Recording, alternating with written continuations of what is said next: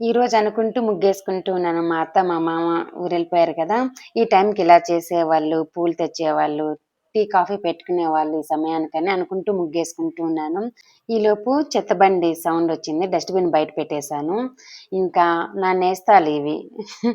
నా నేస్తాలివి వస్తున్నాయి చూడండి. ఒక గుంపు అక్కడ పొద్దున్నే ఈరోజు అక్కడ గడ్డి మేస్తూ ఉన్నాయి. ఇంకా ఇంట్లో కూరగాయలు కట్ చేసినవి, మామిడి పండ్లవి ఉంటే తీసుకొచ్చి పెట్టాను. ఈ ఆవులు ఎప్పుడొస్తాయో, ఎప్పుడు రావో నాకసలు తెలియడమే లేదు.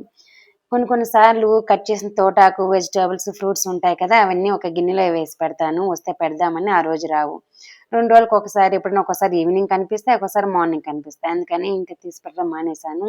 ఈరోజు మార్నింగ్ కనిపించేసరికి కట్ చేసినవన్నీ ఉంటే పెట్టేశాను. హ్యాపీగా తిని ఎళ్ళిపోయాయి. ఇకపోతే నిన్న చేసిన నూనొంకాయ కూర ఫ్రిడ్జ్‌లో పెట్టున్నాను. అది మాకు సరిపోతుంది. మా ఆయనకి సోయా కర్రీ చేసి, స్నాక్స్ పెట్టి, చపాతీ చేసి, రైస్ ఏసి పంపించాను. 3 జామ పళ్ళు పాడైపోయాయి. రేపు ఆవులకి